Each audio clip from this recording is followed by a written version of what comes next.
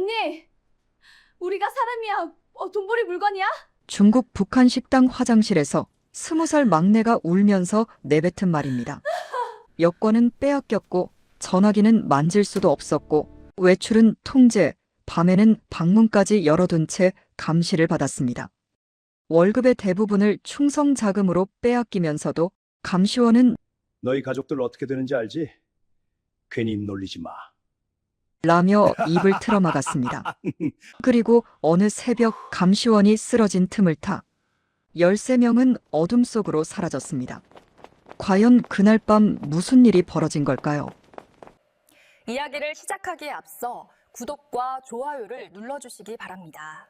여러분, 저는 지금부터 아무에게도 하지 못했던 이야기를 하려고 합니다. 듣고 나시면 믿기 어려우실 겁니다. 저도 가끔 그때를 떠올리면 이게 진짜 내 인생이었나 싶을 때가 있거든요. 하지만 전부 사실입니다. 함경남도 함흥시 성천강 근처 작은 마을에서 태어난 평범한 북한 여자가 어쩌다 중국 한복판에서 목숨을 걸고 탈출하게 되었는지 그 이야기를 지금부터 들려드리겠습니다. 24살 때 저는 꿈에 부풀어 있었습니다. 평양 외국어 대학에서 중국어를 전공한 덕에 해외 파견 종업원으로 선발된 거예요. 북한에서 해외에 나간다는 건 하늘의 별 따기입니다. 출신 성분이 좋아야 하고 사상 검증을 통과해야 하고 가족 중 한 명이라도 문제가 있으면 절대 안 돼요. 출발 전날 밤 어머니가 밤새 함흥식 김치를 담그셔서 보따리에 꼭꼭 싸주시며 중국 가서도 밥 꼭 챙겨 먹어라 하셨고 아버지는 함흥역 플랫폼에서 기차가 떠날 때까지 서 계셨습니다. 평생 눈물 한 방울 안 보이시던 분이 그날은 고개를 돌리시더라고요. 나라를 위해 일하는 거다 자랑스럽다. 그때는 몰랐습니다. 그게 아버지를 본 마지막이 될 줄은. 중국 닝보의 평양과는 겉보기엔 화려했습니다. 번쩍이는 간판, 무대까지 갖춘 큰 식당.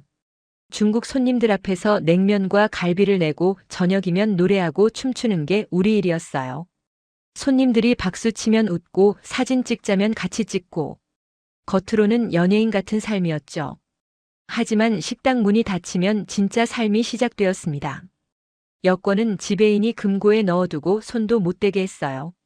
휴대전화 금지, 외출은 반드시 2명이 함께, 밤 10시 이후에는 숙소 밖으로 한 발짝도 나갈 수 없었습니다. 매주 토요일이면 생활총괄하고 서로의 잘못을 고발하는 시간이 있었는데 같은 방에서 자고 같은 무대에서 노래 부르는 사이끼리 서로를 감시해야 하는 겁니다. 옆에 있는 동료가 친구인지 감시자인지 구분할 수가 없었어요.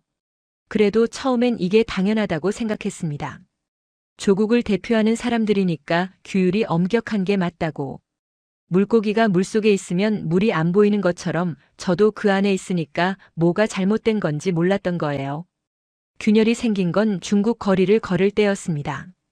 중국 사람들이 길에서 아무렇지도 않게 스마트폰으로 전화하고 영상을 보고 사진을 올리는 모습. 우리는 전화기 한 대 못 만지는데 여기 사람들은 그게 손에 붙어 있는 것처럼 자연스러운 거예요. 왜 저 사람들은 자유롭고 우리는 안 되는 걸까? 그 생각이 떠오른 순간 스스로 놀아서 머리를 흔들었습니다. 안 돼, 이런 생각은 자본주의에 물드는 거야. 하지만 한번 떠오른 생각은 좀처럼 사라지지 않더라고요. 그러던 어느 날 밤이었습니다. 중국인 사업가 단체가 식당을 빌려 연회를 했는데 술에 취한 남자 하나가 우리 막내한테 자꾸 손을 대는 겁니다. 처음엔 어깨를 치더니 나중엔 손목을 잡고 놓질 않았어요. 막내가 눈물이 그렁그렁한 채로 저를 쳐다봤습니다. 저는 지배인한테 달려갔어요. 손님이 막내한테 이상한 행동을 합니다. 그런데 지배인이 뭐라고 했는지 아십니까? 손님한테 잘해드려야 외화를 벌 수 있다. 좀 참아라. 그날 밤 화장실에서 웅크리고 우는 막내를 발견했을 때 그 아이가 저한테 이렇게 말했습니다. 언니, 우리가 사람이야, 물건이야? 저는 아무 대답도 못했습니다. 저도 같은 생각을 하고 있었으니까요. 며칠 뒤 더 큰 사건이 터졌습니다. 종업원 중에 강수진이라는 아이가 있었어요. 27인데 성격이 화끈하고 씩씩해서 수진이가 웃으면 식당이 밝아지는 것 같았습니다. 그날도 공연 시간이었는데 중국 손님이 한국 노래 아는 거 없어? 라고 했어요. 수진이가 그만 실수로 한국 노래 한 소절을 흥얼거린 겁니다. 그냥 멜로디만 살짝 따라한 건데 그걸 감시원 리처로가 들었습니다. 리처로는 겉으로는 식당 관리인이지만 실제로는 국가안전보위부에서 파견된 감시원이었어요. 이 사람 앞에서는 숨소리도 조심해야 했습니다. 리처로는 수진이를 밤새 자아비 판문을 쓰게 하고 일주일간 식사를 반으로 줄였습니다. 수진이가 반찬 하나 없이 밥 반 공기로 버티면서 저한테 그랬어요. 유나야, 노래가 뭐가 죄야? 노래 한 소절 흥얼거린 게 뭐가 그렇게 큰 죄라고. 이 나라는 노래 하나도 자유롭게 못 부르게 해. 그 말이 제 귀에 오래오래 남았습니다. 나중에 이 수진이가 우리 모두의 목숨을 구하게 될 줄은 그때는 꿈에도 몰랐습니다. 그해 겨울 닝보에도 찬바람이 불었습니다. 식당은 매일 북적였지만 우리 마음속엔 금이 가고 있었어요. 밤에 불을 끄고 누우면 함흥집이 떠올랐습니다. 성천 강변에서 아버지랑 걷던 길, 어머니가 부엌에서 국수 삶는 냄새, 겨울이면 온 동네가 김장하던 풍경. 그 모든 게 아득했습니다. 그때만 해도 저는 몰랐어요. 이 금장 3장의 문이 곧 열리게 될 줄은. 그리고 그 문을 여는 대가가 얼마나 클 줄은. 여러분, 우리가 그 식당에서 얼마를 벌었는지 아십니까? 종업원 한 명이 한 달에 벌어들이는 돈이 300달러가 넘었습니다. 중국 돈으로 2,000위안이 훌쩍 넘는 돈이에요. 그런데 실제로 우리 손에 쥐어지는 돈은 30달러에서 50달러 사이였습니다. 나머지는 전부 어디로 갔느냐고요? 조국에 보내는 충성 자금이라는 명목으로 지배인이 가져갔습니다. 우리로 치면 월급의 80% 이상을 떼이는 거예요. 그래도 처음엔 당연하다고 생각했습니다. 우리가 번 돈이 조국 건설에 쓰인다고, 위대한 수령님의 사업에 보탬이 된다고 배웠으니까요. 그런데 말이죠, 사람이 눈을 한번 뜨면 안 보이던 것들이 보이기 시작합니다. 지배인 최성국은 최신형 중국 스마트폰을 쓰고 있었습니다. 주말이면 고급 레스토랑에서 밥을 먹었고 옷도 중국 백화점에서 사 입었어요. 충성 자금을 조국에 보낸다면서 정작 본인은 그 돈으로 호의호식하고 있었던 겁니다. 그걸 눈치챈 건 저만이 아니었어요. 종업원들 사이에서 수군거림이 시작되었습니다. 하지만 아무도 입 밖에 내지 못했습니다. 감시원 리처로가 있으니까요. 리처로는 누가 불만을 내비치기만 하면 너희 가족이 어떻게 되는지 알지? 라고 했습니다. 북한에 있는 가족. 그게 우리의 사슬이었어요. 우리 목에 줄을 맨 게 아니라 고향에 있는 부모님 목에 줄을 맨 겁니다. 그러니 아무도 반항할 수가 없었죠. 그 즈음 어머니한테서 편지가 왔습니다. 북한에서 중국으로 편지가 오려면 보통 2-3달이 걸리는데 그 편지에 아버지가 편찮으시다라고 적혀 있었어요. 어떻게 편찮으신 건지 자세한 내용은 없었습니다. 북한에서는 편지 검열이 있으니까 자세히 쓸 수가 없거든요. 약을 보내드리고 싶었습니다. 돈을 좀 붙여서 약이라도 사시게 하고 싶었는데 손에 쥐는 돈이 30달러인데 뭘 보내겠습니까? 그 밤에 이불을 뒤집어 쓰고 울었습니다. 아버지가 아프신데 딸이 해외에서 돈을 벌고 있으면서도 약 한 알 보내드릴 수 없다는 게 그게 얼마나 가슴이 찢어지는 일인지 여러분은 아시겠습니까? 그런데 진짜 충격적인 사건은 따로 있었습니다. 종업원 중에 이서연이라는 23살짜리 아이가 있었는데 이 아이의 배가 점점 불러오기 시작한 겁니다. 처음엔 아무도 몰랐어요. 서연이가 옷을 넉넉하게 입고 앞치마로 가리면서 버텼거든요. 알고 보니 중국에 오기 전 북한에서 사귀던 남자친구의 아이를 임신한 채로 파견을 온 거였습니다. 두려워서 아무한테도 말을 못하고 혼자 몇 달을 버틴 거예요. 23살짜리 아이가요. 문제는 감시원 리처로가 이걸 눈치챈 겁니다. 리처로가 서연이를 따로 부르더니 이렇게 말했습니다. 본국에 보고하면 너와 내 가족 모두 끝이다. 조용히 처리해야 한다. 조용히 처리한다는 게 뭔지 아십니까?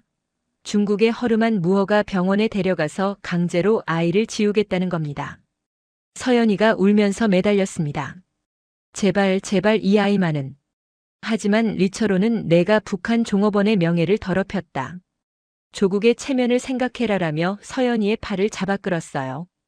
여러분, 엄마가 되고 싶은 게 죄입니까? 아이를 가진 게 조국의 체면을 더럽히는 일입니까? 그 장면을 본 종업원들 모두가 얼어붙었습니다.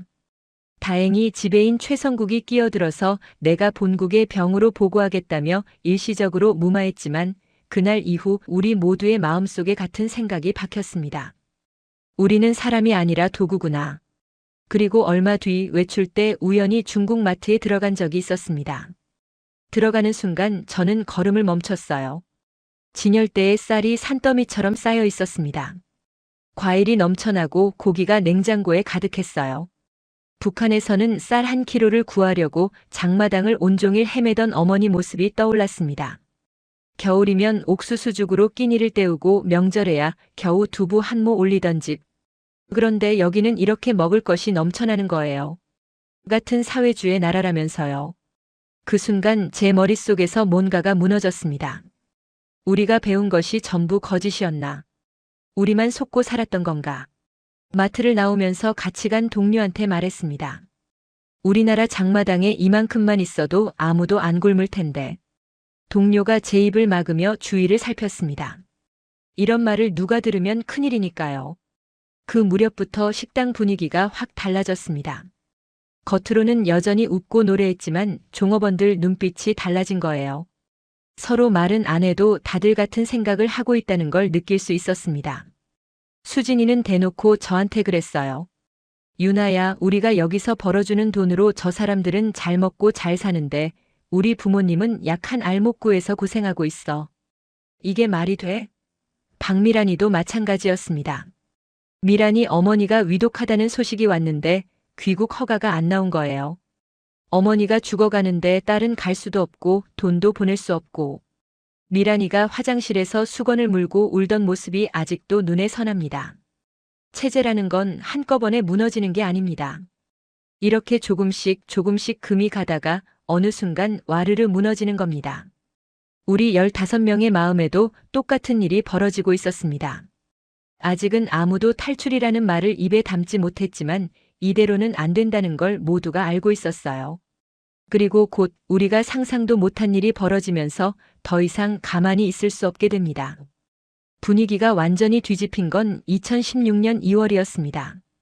어느 날 갑자기 지배인이 종업원들을 모아놓고 표정이 굳은 채로 말했어요. 본부에서 지시가 내려왔다. 앞으로 외출은 3명이 함께 다닌다. 휴대전화 검사를 수시로 한다. 취침 시 방문은 열어놓는다. 이유는 말해주지 않았습니다. 하지만 소문이 돌았어요. 해외 다른 나라에 있는 북한 식당에서 종업원이 도망친 사건이 있었다고.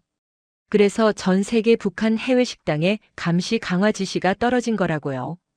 그 소식을 듣고 2가지 감정이 동시에 들었습니다. 그 사람은 어떻게 됐을까라는 걱정. 그리고 솔직히 말하면 그게 가능한 거구나라는 생각이었습니다. 감시가 강화되면서 숨통이 조여왔습니다. 잠잘 때 방문을 열어놓으라는 건 밤에도 감시한다는 뜻이에요. 리처로가 새벽에 슬리퍼 소리를 내며 복도를 왔다 갔다 하는 게 들렸습니다. 우리가 자는지 혹시 몰래 뭘 하는지 확인하는 거죠. 화장실 가려고 일어나기만 해도 어디 가느냐고 물었어요. 여러분, 화장실 가는 것도 허락을 받아야 하는 삶이 어떤 건지 상상이 되십니까? 한정숙 언니는 매일 밤 이불 속에서 북한에 두고 온 4살 딸 사진을 꺼내봤습니다.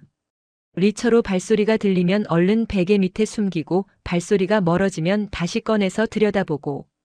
이 아이가 엄마 얼굴을 잊어버리면 어떡하지? 언니가 소리 죽여 우는 소리에 옆에 누운 저도 눈물이 흘렀습니다. 그러다 결정적인 사건이 터졌습니다. 종업원 한 명의 가방에서 한국 드라마가 저장된 USB가 발견된 겁니다.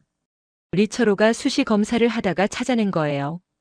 그 순간 식당 전체가 얼어붙었습니다. USB를 가지고 있던 아이는 바로 별도의 방에 격리되었고 리처로가 본국에 보고했습니다. 사상 오염이 확인되었습니다. 즉시 송환 조치하겠습니다. 그날 밤부터 공포가 전염병처럼 번졌습니다. 다음은 누구 차례인가? 내 가방에서 뭐가 나오면 어떡하나? 눈을 감아도 잠이 오지 않았어요. 그런데 공포보다 더 무서운 게 있었습니다. 리처로가 그 틈을 타서 본색을 드러내기 시작한 겁니다. 어느 날 밤 리처로가 박미란이를 따로 불렀습니다. 미란이 어머니가 위독하다는 걸 리처로도 알고 있었거든요. 리처로가 뭐라고 했는지 아십니까? 내가 나한테 잘하면 내 어머니 약값을 내가 본국에 보내줄 수 있어. 미란이가 무슨 뜻인지 알아차린 순간 온몸에 소름이 돋았다고 했습니다. 죽어가는 어머니를 믿기로 그런 요구를 한 겁니다. 미란이가 거부하자 리처로는 태연하게 말했어요. 그럼 내 어머니 소식 앞으로 아예 끊어버릴 수도 있어. 그날 밤 미란이가 떨리는 목소리로 저한테 이 이야기를 했을 때 저는 주먹을 꽉 쥐고 벽을 쳤습니다. 이 인간이 우리를 뭘로 보는 거야? 하지만 어쩔 수 없었습니다. 리처로는 우리의 가족을, 우리의 인생을 쥐고 흔드는 사람이었으니까요. 그로부터 며칠 뒤 상황이 더 심각해졌습니다. 수진이가 어느 날 밤 창백한 얼굴로 저와 미란이를 구석으로 불렀어요. 나 방금 리처로가 본국에 전화하는 거 들었어. 수진이가 지배인 사무실 근처를 지나다가 리처로의 통화 내용을 엿들은 겁니다. 네, 종업원들 분위기가 불안합니다. 몇 명은 사상이 의심됩니다. 전원 교체가 필요할 수도 있습니다. 전원 교체. 그 말은 곧 전원 송환을 뜻합니다. 14명 모두를 북한으로 돌려보낸다는 거예요. 방금 USB 때문에 한 명이 끌려가는 걸 봤잖아요. 14명이 한꺼번에 돌아가면 어떻게 되겠습니까?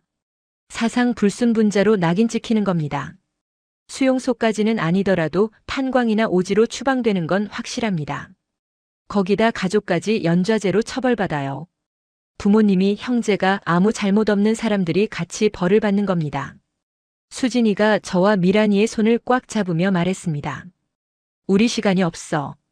빨리 움직이지 않으면 전부 끝이야. 그때 수진이의 눈에 눈물이 아니라 불꽃이 있었습니다. 두려움이 아니라 분노였어요. 우리 셋은 그날 밤 새벽까지 이불 속에서 속삭이며 이야기했습니다. 도망쳐야 한다는 것, 하지만 어디로 어떻게 가야 하는지 아무도 모른다는 것. 답이 없었습니다.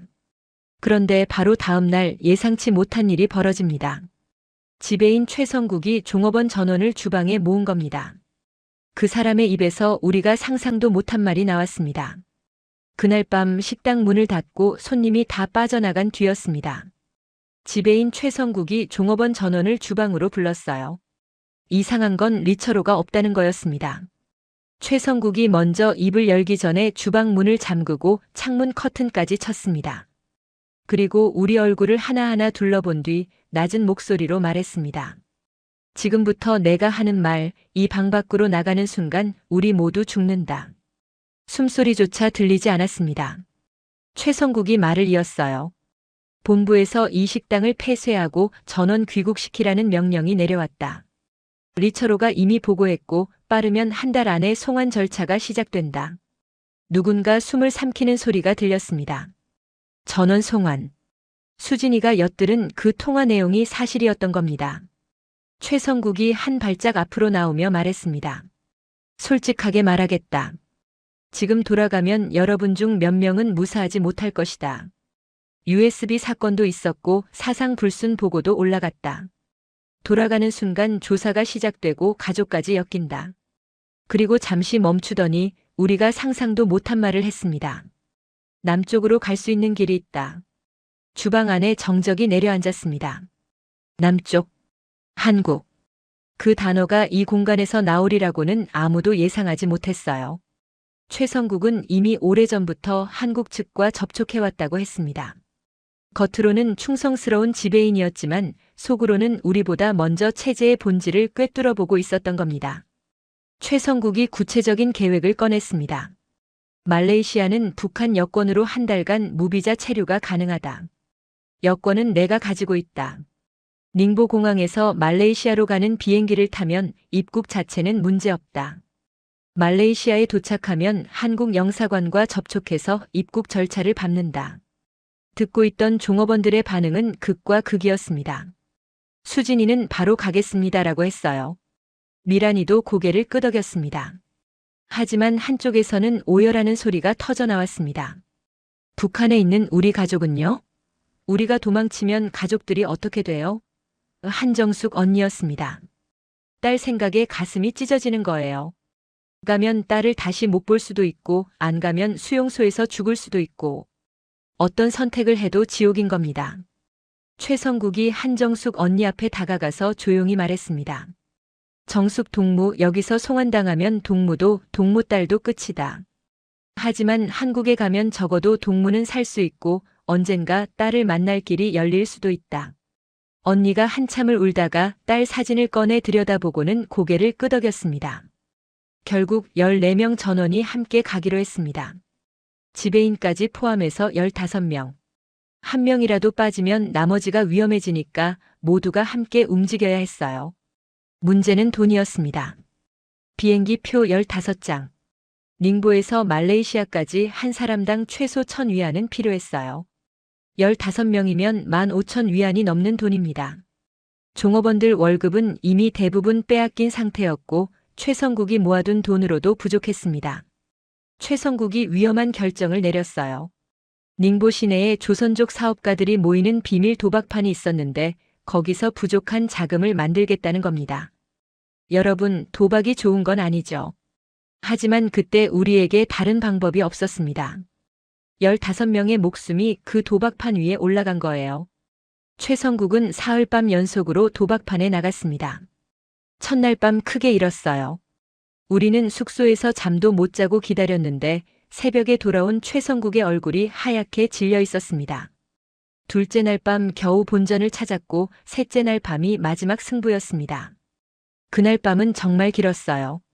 1시간, 2시간, 3시간. 시계만 쳐다보고 있는데 새벽 4시가 넘어서 문이 열렸습니다. 최성국이 땀에 젖은 얼굴로 들어오더니 주머니에서 돈뭉치를 꺼내 보이며 말했습니다. 됐다. 표 살 돈은 만들었다.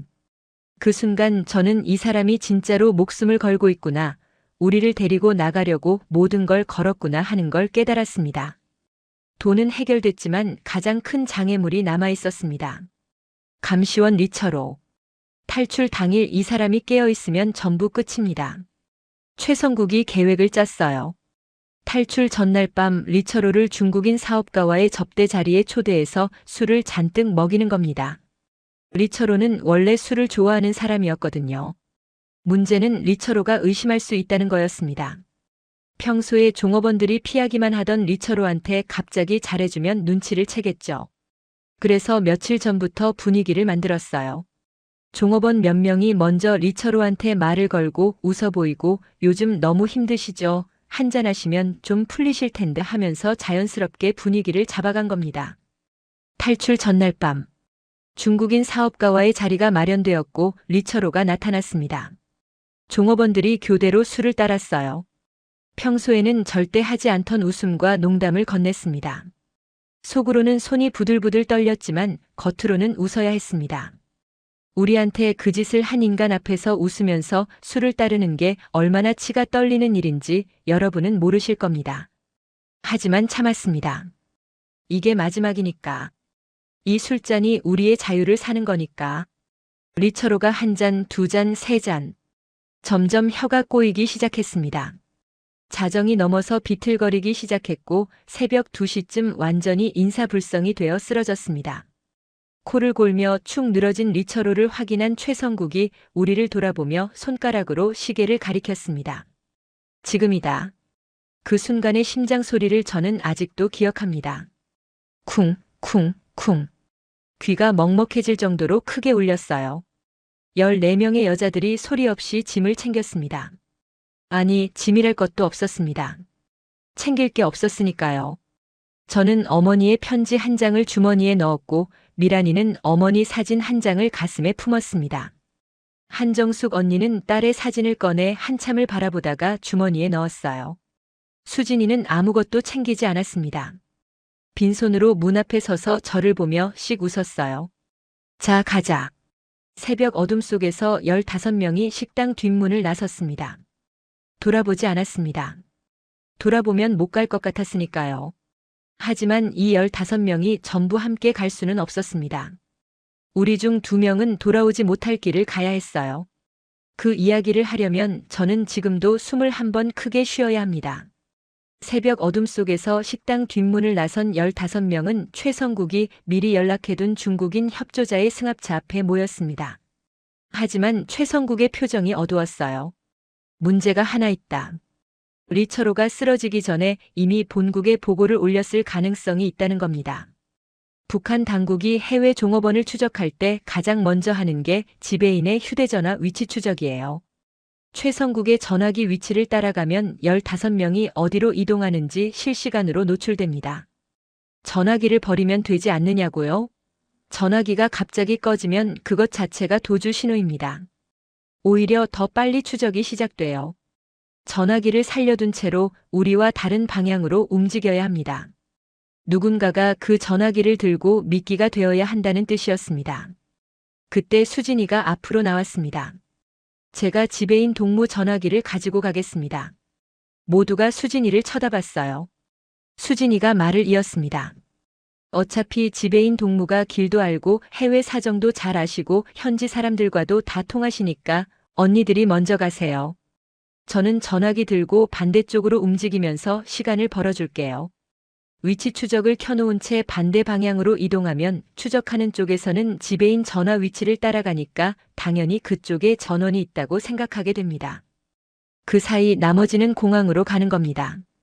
미끼가 되겠다는 거예요. 자기가 잡히더라도 나머지를 살리겠다는 겁니다. 저는 수진이의 팔을 잡았습니다. 안 돼, 같이 가자. 제발. 수진이가 제 손을 떼어내며 웃었어요. 그 웃음이 아직도 눈앞에 선합니다. 억지로 웃는 게 다 보였는데 그래도 웃고 있었습니다. 언니, 나 원래 달리기 잘하잖아.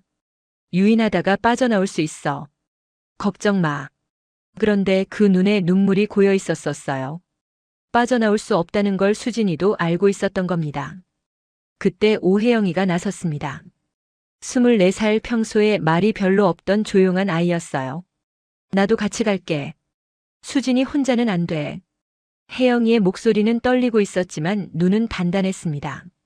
최성국이 다른 방법을 찾아보자고 했지만 수진이가 고개를 저었어요.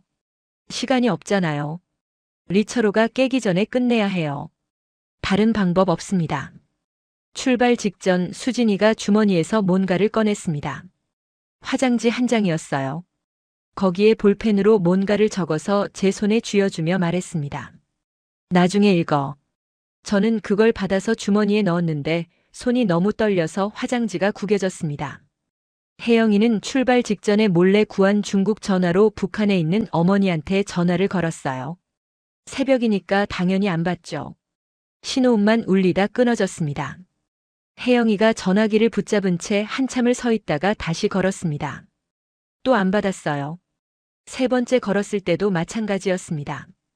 혜영이가 천천히 전화기를 내리며 엄마, 딸 미안해라고 중얼거렸어요. 여러분, 엄마한테 마지막 전화를 거는데 안 받는 겁니다.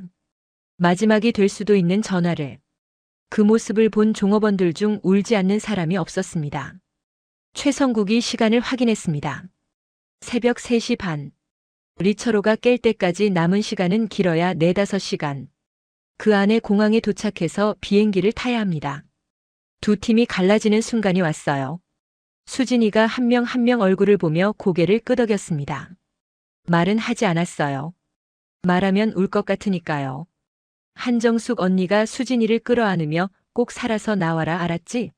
라고 했을 때 수진이가 네, 언니라고 대답했는데 목소리가 갈라졌습니다. 미란이가 혜영이를 안아주며 고마워, 진짜 고마워라고 했을 때 혜영이는 아무 말 없이 미란이의 등을 2번 토닥였어요. 그 손이 떨리고 있었습니다. 미란이가 제 팔을 잡아당겼습니다. 가자, 유나야. 시간 없어. 저는 수진이를 한 번 더 쳐다봤습니다. 수진이가 혜영이와 나란히 서서 지배인 전화기를 들고 반대쪽 골목으로 걸어가기 시작했어요.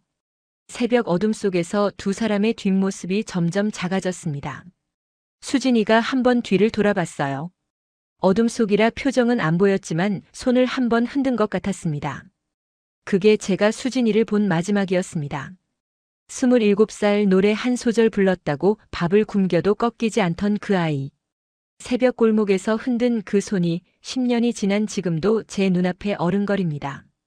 차에 올라탄 뒤 아무도 말이 없었습니다. 승합차가 출발하고 닝보 시내가 뒤로 흘러가는데 저는 주머니에서 아까 받은 화장지를 꺼냈습니다. 구겨진 화장지를 조심스럽게 펴보니 수진이의 삐뚤빼뚤한 글씨가 보였어요. 언니, 나 사실 무서워. 하지만 언니들이 자유로운 세상에서 사는 거 상상하면 웃음이 나. 만약 내가 못 빠져나오면 한국 가서 내 대신 자유롭게 노래 한번 불러줘. 리처로한테 맞으면서도 못 부른 그 노래, 한국 가면 맘껏 부를 수 있잖아. 수진이가. 여러분, 그 화장지를 읽고 저는 소리 없이 울었습니다. 옆에 앉은 미란이도 뒷좌석의 언니들도 차 안에 있던 13명 전부가 소리 죽여 울었어요. 울면서도 차는 멈추지 않았습니다. 멈출 수가 없었습니다. 승합차가 닝보 공항 근처에 도착한 건 아침 6시쯤이었습니다. 공항이 열리려면 아직 시간이 있었어요. 주차장에 차를 세우고 기다리는 동안 최성국이 여권 13개를 꺼내 한 명씩 나눠줬습니다. 제 손에 북한 여권이 쥐어졌을 때 이상한 기분이 들었어요. 이 여권이 지금까지는 우리를 가두는 사슬이었는데 오늘은 우리를 살리는 열쇠가 되는 겁니다. 최성국이 주의사항을 말했습니다. 공항에 들어가면 절대 뭉쳐 다니지 마라. 서너 명씩 나눠서 따로 들어가고 모르는 사이인 것처럼 행동해라. 중국어로만 대화하고 절대 조선말을 쓰지 마라. 표정 관리해라. 웃지도 말고 울지도 말고 그냥 평범한 여행객처럼 걸어라. 13명이 한꺼번에 몰려다니면 눈에 띄니까 셋이나 넷씩 나눠서 시간차를 두고 들어가기로 한 겁니다. 저는 미란이, 한정숙 언니와 한조가 되었습니다. 공항 문을 열고 들어서는 순간 다리가 후들거렸어요. 공항이라는 곳에 와본 적도 별로 없는데 거기서 도망자 신분으로 비행기를 타야 한다니. 주변을 둘러보니 중국 사람들이 아무렇지도 않게 캐리어를 끌고 다니고 있었습니다. 저희는 가방 하나 없이 빈손이었어요. 그것부터 이상해 보이지 않을까 걱정이 됐지만 어쩔 수 없었습니다. 체크인 카운터에서 여권을 내밀 때 손이 떨렸습니다. 직원이 북한 여권을 보더니 한번 쳐다봤어요. 북한 여권을 보는 게 흔한 일은 아니니까요. 그 눈빛 한 번이 심장을 관통하는 것 같았습니다. 혹시 수배 명단에 올라 있으면 어떡하나 컴퓨터를 두드리다가 경찰을 부르면 어떡하나. 하지만 직원은 아무 말 없이 탑승권을 내줬어요. 말레이시아는 무비자니까 별도의 비자 확인이 필요 없었던 겁니다. 카운터를 지나면서 미란이와 눈이 마주쳤는데 둘 다 표정을 바꾸지 않으려고 입술을 꽉 깨물고 있었습니다. 보안 검색대. 여기가 가장 위험한 관문이었습니다. 엑스레이 기계에 짐을 올리고 금속 탐지기를 통과해야 하는데 짐이 없으니까 몸만 지나가면 됐어요. 그런데 제 앞에서 한정숙 언니가 금속 탐지기를 통과하는 순간 삐 소리가 울렸습니다. 심장이 쿵 내려앉았어요. 보안 직원이 언니를 세우고 다시 통과하라고 했습니다. 알고 보니 언니 주머니에 있던 동전 몇 개 때문이었어요. 동전을 빼고 다시 통과하니 아무 문제 없었는데 그 10초 동안 제 수명이 10년은 줄었을 겁니다. 언니도 얼굴이 하얗게 질려서 입술이 파랗게 변해 있었어요. 뒤에서 지켜보던 미란이는 나중에 그러더라고요. 그 삐 소리가 나는 순간 눈앞이 캄캄해졌다고. 다리에 힘이 풀려서 넘어질 뻔했다고요. 보안 검색을 통과하고 출국장에 들어선 뒤 비행기 탑승 게이트 앞에서 기다리고 있는데 저는 그만 숨이 멎을 뻔했습니다. 맞은편 게이트 대기석에 북한 옷차림을 한 남자 2명이 앉아 있었던 겁니다. 인민복 스타일의 짙은 색 점퍼에 깃이 높은 셔츠. 북한 사람이라는 게 한눈에 보였어요. 무역 관계자인지 외교관인지는 모르겠지만 분명 북한 사람이었습니다. 한 명이 이쪽을 힐끗 쳐다봤어요. 저는 고개를 확 돌리고 미란이한테 중국어로 말을 걸었습니다. 아무 내용도 아닌 헛소리였어요. 그냥 중국어를 하고 있다는 걸 보여주려고요. 최성국이 뒤에서 슬쩍 다가와 속삭였습니다. 절대 눈 마주치지 마라. 자연스럽게. 그 남자 중 한 명이 자리에서 일어나 이쪽으로 걸어오는 것 같았어요. 심장이 터질 것 같았습니다. 한 발짝, 두 발짝 가까워지는데 저는 숨을 참고 스마트폰을 보는 척했어요. 스마트폰도 없으면서 빈 손바닥을 내려다보고 있었습니다. 하지만 그 사람은 화장실로 향했을 뿐이었어요. 다행히 그들은 다른 게이트에서 다른 비행기를 타는 사람들이었습니다. 탑승이 시작되었습니다. 한 명씩 줄을 서서 게이트를 통과했어요. 탑승권을 찍고 통로를 지나 비행기에 오르는 그 짧은 거리가 그렇게 길 수가 없었습니다. 비행기 문을 통과하는 순간 미란이가 제 손을 꽉 잡으며 속삭였어요. 우리 진짜 뜨는 거야? 진짜? 좌석에 앉아서 안전벨트를 매는데 손이 떨려서 버클이 안 채워졌습니다. 옆 좌석의 중국인 아저씨가 이상하다는 듯 쳐다봤어요. 최성국이 뒤쪽 좌석에서 고개를 돌려 우리를 확인했습니다. 13명 전원 탑승 완료. 하지만 비행기가 움직이지 않았어요. 활주로 대기라고 했는데 그 시간이 10분이 넘었습니다. 혹시 수배가 내려져서 비행기를 세운 건 아닌가? 혹시 리처로가 깨서 신고한 건 아닌가? 혹시 지금 공안이 비행기로 올라오고 있는 건 아닌가? 머릿속에 온갖 상상이 소용돌이쳤습니다. 한정숙 언니가 눈을 감고 두 손을 모았어요. 기도를 하는 것 같았습니다. 미란이는 제 손을 너무 세게 잡아서 손가락이 하얗게 변했다. 그리고 마침내 비행기가 움직이기 시작했습니다. 활주로를 달리는 엔진 소리가 점점 커졌어요. 몸이 좌석에 눌리면서 속도가 붙고 바퀴가 땅에서 떨어지는 그 순간, 비행기가 하늘로 올라가는 그 순간 몇몇이 소리 없이 울기 시작했습니다. 창밖으로 중국 땅이 점점 작아지는 게 보였어요. 한정숙 언니가 창밖을 보며 중얼거렸습니다. 하늘 위에서는 국경이 안 보인다. 여기서는 남도 북도 없다. 저는 그 말을 들으면서 수진이를 떠올렸습니다. 지금 이 순간에도 수진이와 혜영이는 우리 대신 중국 땅에서 쫓기고 있을 거라고. 우리가 구름 위를 날고 있는 동안 그 아이들은 땅 위에서 뛰고 있을 거라고. 주머니 속 화장지 편지가 손끝에 닿았습니다. 수진아, 언니 지금 하늘에 있어. 내가 보내준 하늘이야. 비행기가 수평 비행에 들어갔을 때 최성국이 중국인 협조자에게서 메시지를 하나 받았습니다. 최성국의 얼굴이 굳었어요. 조용히 저한테 보여줬는데 거기에는 이렇게 적혀 있었습니다. 리처로가 깨어났다. 공안에 신고했다. 이미 하늘 위에 있으니까 우리를 잡을 수는 없었지만 문제는 말레이시아 공항이었어요. 우리가 어디로 갔는지 파악되면 도착지 공항에 누군가가 기다리고 있을 수도 있다는 뜻이었습니다. 안도의 눈물이 마르기도 전에 새로운 공포가 밀려왔어요. 하늘 위가 자유인 줄 알았는데 아직 끝이 아니었습니다. 내리는 순간 또 다른 전쟁이 기다리고 있었습니다. 말레이시아 공항에 내렸을 때 다리가 후들거렸습니다. 무비자니까 입국 심사는 간단했어요. 여권에 도장 찍히고 게이트를 빠져나오는 순간 한정숙 언니가 공항 바닥에 주저앉으며 땅이다, 땅이다라고 중얼거렸습니다. 중국 밖으로 나온 겁니다. 공항 밖으로 나오니 동남아시아 특유의 후끈한 바람이 확 밀려왔어요. 닝보의 차가운 공기와는 완전히 다른 세상이었습니다.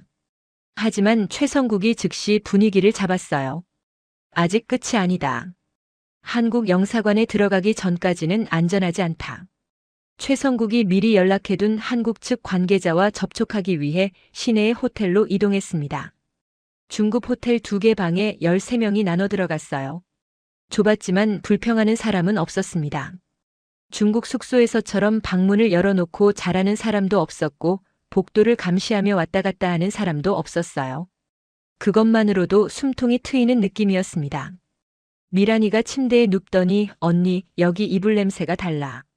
자유로운 냄새가 나라고 했을 때 웃어야 할지 울어야 할지 모르겠더라고요. 하지만 쉴 틈은 없었습니다.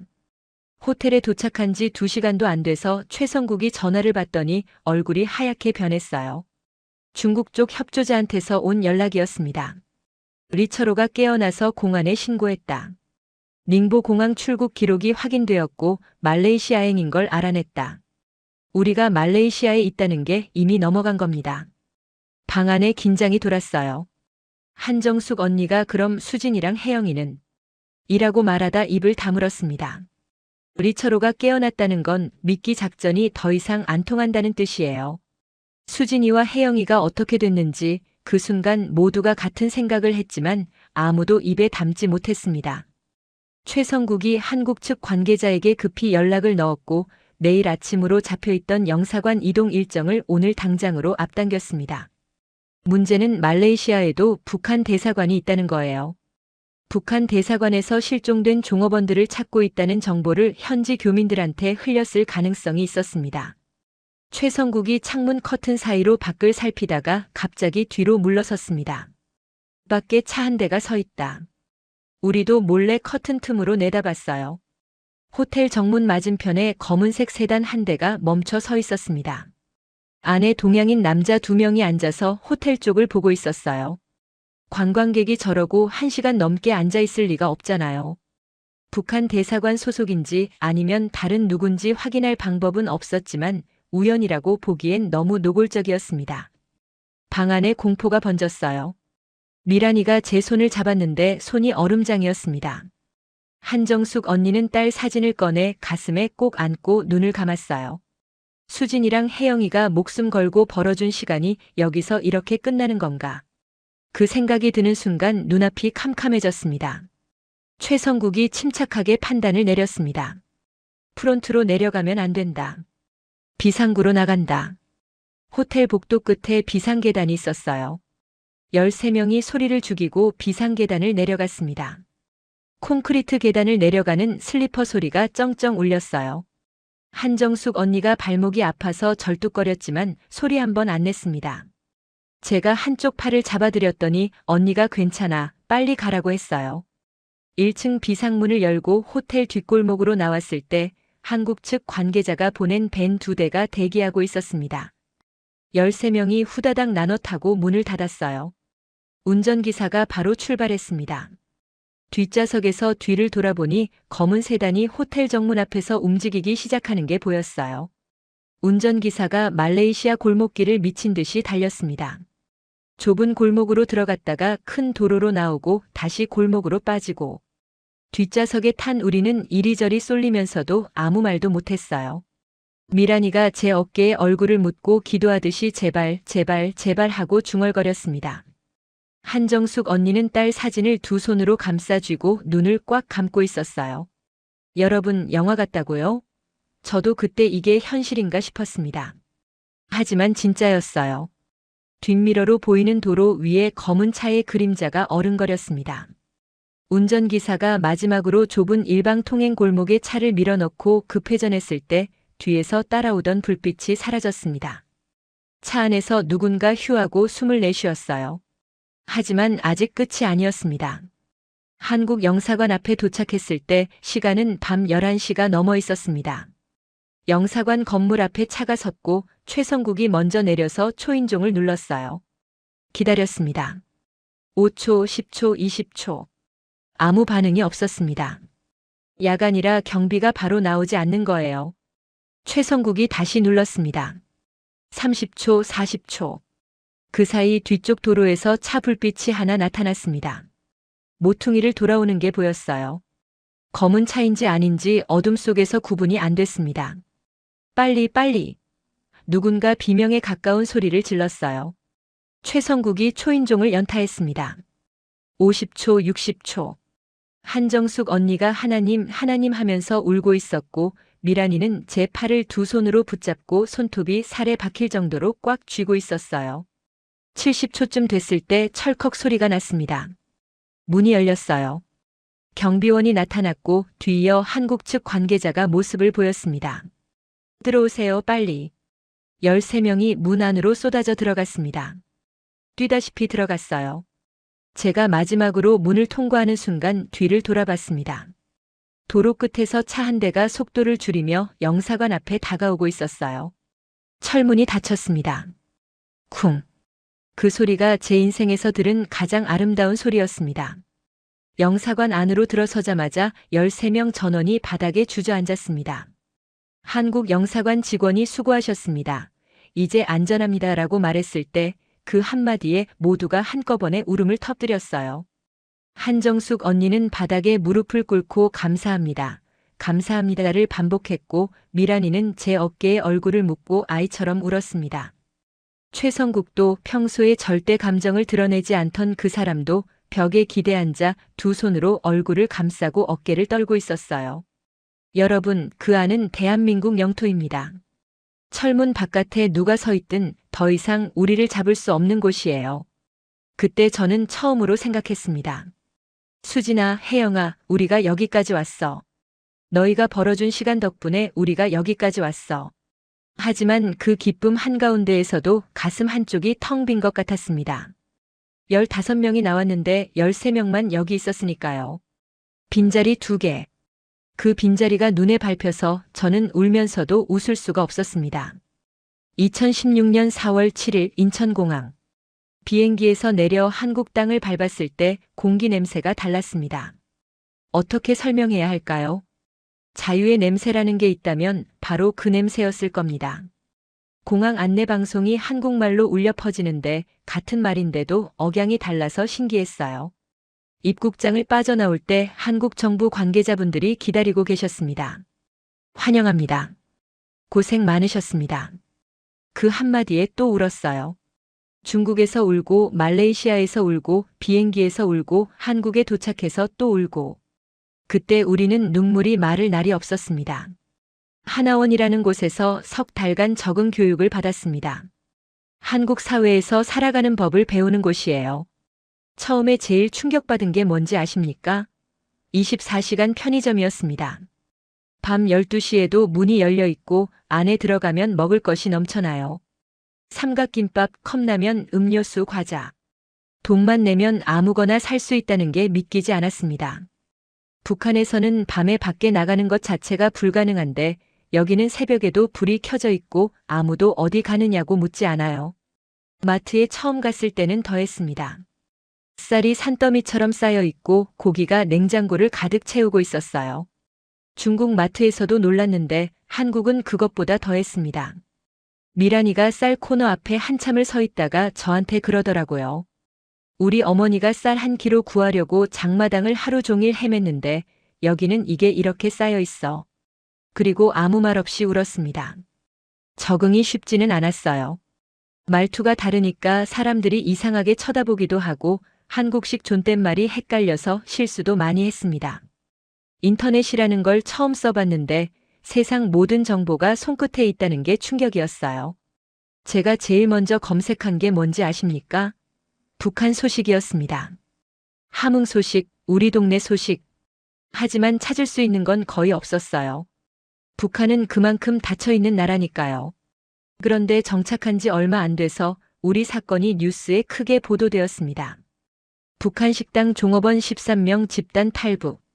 텔레비전, 신문, 인터넷 할 것 없이 온 나라가 떠들썩했어요. 그것까지는 괜찮았습니다. 문제는 그 다음이었어요. 자발적 탈북인가, 기획 입국인가, 강제성이 있었는가. 논란이 시작된 겁니다. 북한은 즉시 남측 정보기관이 우리 종업원들을 납치했다고 선전전에 나섰어요. 그리고 북한 텔레비전에 우리 가족들이 나왔습니다. 제 어머니가 카메라 앞에 앉아 있었어요. 몰라볼 정도로 수척해진 얼굴로 우리 딸을 돌려달라고 말하고 있었습니다. 여러분, 그 영상을 본 순간 저는 숨을 쉴 수가 없었습니다. 어머니가 저걸 진심으로 말씀하시는 건지 강요당해서 하시는 건지 알 수가 없어요. 아마 둘 다일 겁니다. 딸이 보고 싶은 것도 진심이고 카메라 앞에서 저렇게 말하지 않으면 안 되는 것도 현실이니까요. 그 영상을 보고 며칠을 밥을 못 먹었습니다. 한국에 정착한 지 2년쯤 됐을 때 있을 수 없는 일이 벌어졌습니다. 모르는 중국 번호로 메시지가 온 거예요. 서윤아 동무, 나 리처로요. 전화기를 들고 있던 손에서 힘이 빠졌습니다. 리처로. 그 이름만 들어도 온몸에 소름이 돋는 사람. 우리를 감시하고 미란이를 협박하고 수진이를 벌주던 그 인간이 저한테 연락을 한 겁니다. 처음엔 함정인 줄 알았어요. 하지만 리처로는 놀랍게도 자기도 북한으로 돌아가지 못하고 중국에 숨어 살고 있다고 했습니다. 종업원 13명을 놓친 책임으로 본국에서 처벌 명령이 떨어졌고 돌아가면 자기도 수용소행이라는 거예요. 나도 피해자다. 나도 시킨 대로 한 것뿐이다. 저는 한참을 아무 말도 하지 못했습니다. 이 사람을 미워해야 하는 건지 불쌍하게 여겨야 하는 건지. 그러다 한 가지를 물었습니다. 수진이랑 혜영이 어떻게 됐는지 알아요? 전화기 너머로 긴 침묵이 흘렀습니다. 한참 뒤에 리처로가 말했어요. 모른다. 하지만 좋지 않을 거다. 전화를 끊고 한참을 울었습니다. 여러분, 북한이라는 나라는 감시하는 사람도 감시당하는 사람도 결국 모두 불행한 나라입니다. 가해자도 피해자가 되는 나라. 그게 그 체제의 본질이에요. 지금 저는 한국에서 새 삶을 살고 있습니다. 직장도 다니고 한국 사람 친구도 생겼어요. 한정숙 언니는 아직 딸을 만나지 못했습니다. 10년이 넘었는데 4살이던 그 아이가 이제 15살이 되었을 거예요. 엄마 얼굴을 기억이나 하는지 언니는 매일 그 생각을 한다고 했습니다. 미란이 어머니는 결국 돌아가셨다는 소식이 전해졌어요. 미란이는 어머니 제삿날이면 한강 쪽을 바라보며 한참을 서 있습니다. 강 건너 북쪽 어딘가에 어머니가 묻혀 있을 테니까요. 매년 4월이 되면 저는 주머니에서 화장지 한 장을 꺼냅니다. 10년이 지나서 글씨가 많이 바랬지만 아직 읽을 수 있어요. 한국 가서 내 대신 자유롭게 노래 한번 불러줘. 한국에 와서 처음 노래방에 간 날을 기억합니다. 친구들이 아무 노래나 불러봐라고 했어요. 리모컨을 잡고 아무 노래나 골랐습니다. 마이크를 잡았는데 첫 소절을 부르는 순간 목이 막혔어요. 자유롭게 노래를 부를 수 있다는 것. 아무 노래나 골라서 아무한테도 허락받지 않고 벌받을 걱정 없이 부를 수 있다는 것. 그게 이렇게 벅찬 일인 줄 몰랐습니다. 마이크를 잡은 채 주저앉아 울었어요. 친구들이 놀라서 왜 그래 했지만 설명할 수가 없었습니다. 수진아, 나 지금 노래 부르고 있어. 내가 부르고 싶었던 노래, 내가 대신 부를게. 여러분, 매년 추석이면 저는 북쪽 하늘을 바라봅니다. 어머니, 아버지, 저는 잘 살고 있습니다. 중국 떠날 때 싸주신 김치 맛은 아직도 기억나요. 통일이 되면 제일 먼저 수진이를 찾으러 가겠습니다. 그 아이가 어디에 있든 찾아내겠습니다. 그리고 함흥집 앞 성천 강변에 가서 둘이 나란히 서서 아무 노래나 마음껏 부르겠습니다. 누가 뭐라 하든 벌을 주든 상관없이. 근데 이제는 벌을 주는 사람이 없겠죠. 자유로운 세상이 오면 말이에요. 어르신들, 우리 세대의 통일을 볼 수 있을까요? 저는 믿고 싶습니다. 아니, 반드시 봐야 합니다. 같은 말을 쓰고 같은 피가 흐르고 같은 노래를 부를 수 있는 사람들이 갈라져 사는 건 이제 끝나야 합니다. 마지막으로 한 가지만 말씀드리겠습니다. 자유는 공짜가 아니었습니다. 수진이의 인생이, 혜영이의 인생이, 우리가 두고 온 가족들의 눈물이 이 자유의 값입니다. 하지만 그래도 다시 그 선택의 순간으로 돌아간다 해도 저는 같은 결정을 할 겁니다.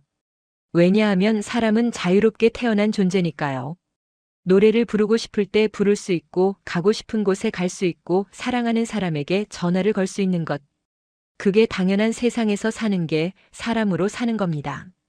여러분이 지금 누리고 계신 이 자유가 얼마나 소중한 건지 제 이야기를 통해 조금이라도 느끼셨다면 그걸로 충분합니다. 긴 이야기 들어주셔서 감사합니다.